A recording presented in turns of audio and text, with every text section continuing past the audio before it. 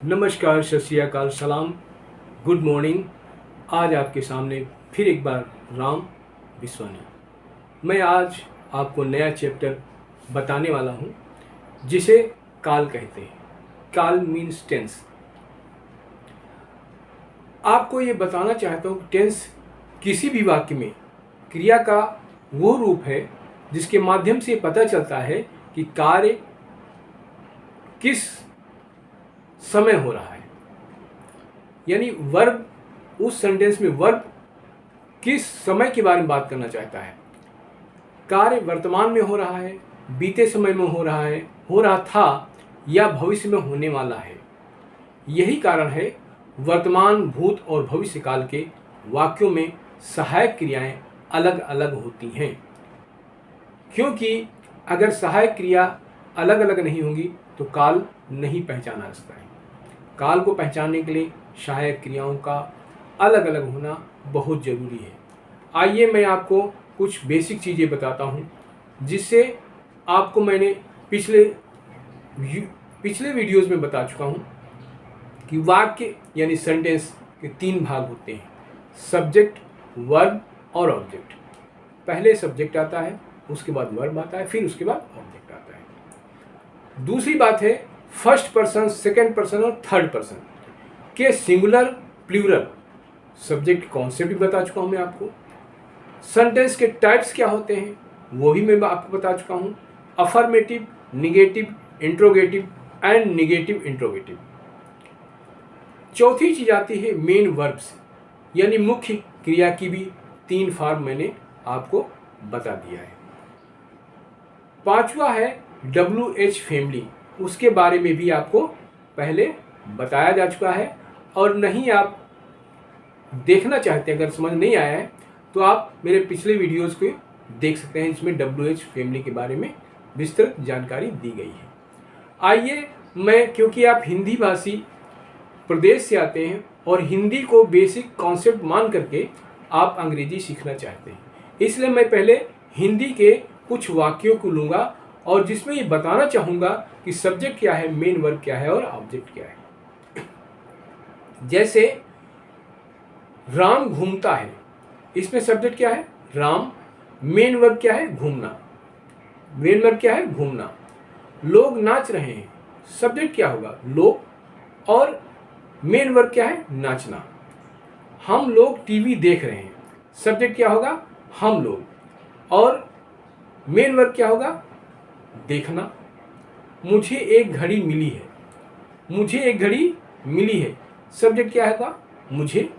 और main verb क्या होगा? मिलना, मिलने का काम हो रहा है। गिलास में पानी निकल रहा है, गिलास से पानी निकल रहा है, तो पानी निकल रहा है यानी पानी से हो गया सब्जेक्ट। और निकलने का काम जो क्रिया है मेन वर्ब, वो निकलना हो गया।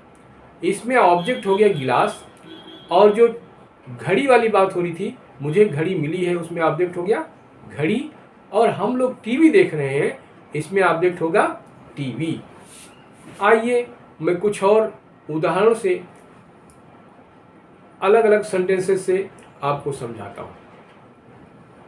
सेंटेंस के टाइप आपको बताना चाहूँगा, दोबारा रिकॉल कर लीजिएगा। अफर्मेटिव माने सकारात्मक, निगेटिव माने नकारात्मक, इंट्रोगेटिव माने प्रश्नवाचक, निगेटिव इंट्रोगेटिव मीन्स नकारात्मक प्रश्नवाचक, और WH फैमिली इंट्रोगेटिव सेंटेंसेस। सबसे पहले मैं बताना चाहूँगा अफर्मेटिव यानी सकारात्मक वाक्यों के बारे में। पहला एग्जाम्पल देखिएगा, मुझे घड़ी मिली है, ये सकारात्मक हो गया।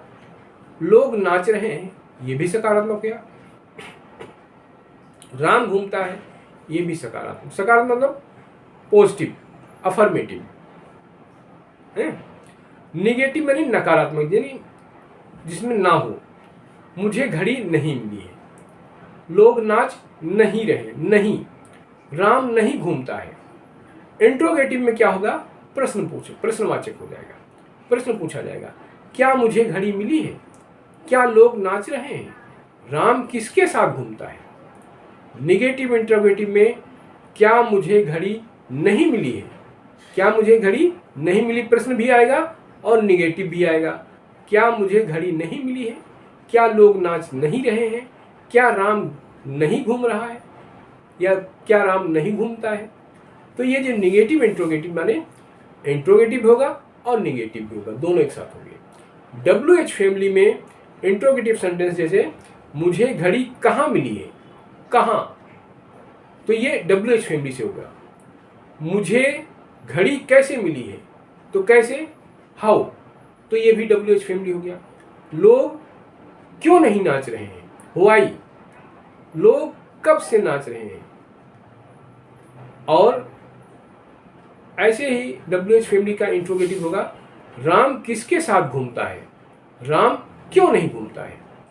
तो ये WH फैमिली के बारे में आपको इंटीग्रेटिव सेंटेंसेस में हिंदी में बताए हैं, क्योंकि जिससे आप अच्छी तरीके से हिंदी का कॉन्सेप्ट अगर समझ रहे, आप पहले से परिचित हैं हिंदी के सब्जेक्ट से और हिंदी के कॉन्सेप्ट को आप भली भांति जानते हैं।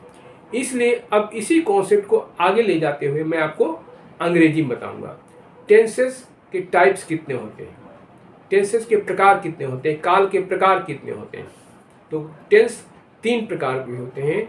There are 3 types of tenses. पहला होगा प्रेजेंट, जिसको वर्तमान काल कहा जाता है, यानी अभी का, वर्तमान काल। पास्ट यानी भूतकाल, भूत माने गुजरा हुआ, भूतकाल। जैसे कि हम मर जाते हैं, लोग भूत बन जाते हैं, तो मरने के बाद भूतकाल, इसी से उसी वर्ड से लिया गया, मरने के बाद भूत हो जाए। आज जो जिंदा है वो प्रेजेंट होगा, कल हम जैसे जवान थे, कल हम बूढ़े होंगे तो वो फ्यूचर हो जाएगा, और उसके बाद मर जाएंगे, यानी मरने के बाद भूत में चला जाएगा आदमी, भूतकाल हो जाएगा। तो भूतकाल मतलब गुजरा हुआ, भूतकाल माने गुजरा हुआ, और प्रेजेंट माने अभी का, और फ्यूचर माने आने वाला। ये ध्यान रखिएगा। तो मैं 3 प्रकार के सेंटेंसेस में पहले आपको बता चुका हूं, मैं जो सेंटेंसेस के बारे में, और टेंसेस के बारे में बता रहा हूं कि 3 प्रकार के टेंस होते हैं, प्रेजेंट, पास्ट और फ्यूचर। प्रेजेंट माने वर्तमान, पास्ट माने भूतकाल, और फ्यूचर माने भविष्यकाल। आइए, प्रत्येक के 4 प्रकार होते हैं। ये 3 जो टेंस मैंने बताए हैं, इनके हर एक के 4 प्रकार होते हैं। ईच वन हैज़ 4 सब टाइप्स। सब टाइप्स मीन्स इनके भी टाइप होते हैं। जो 3 हमने टेंस बताए, इनके भी टाइप होते हैं, उनको हम सब टाइप्स कहते हैं। वो सब टाइप्स क्या होंगे?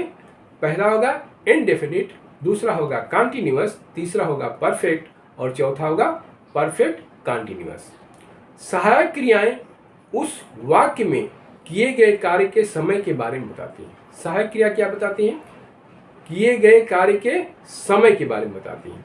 इस आधार पर इन्हें 3 वर्गों में विभाजित किया जा सकता है।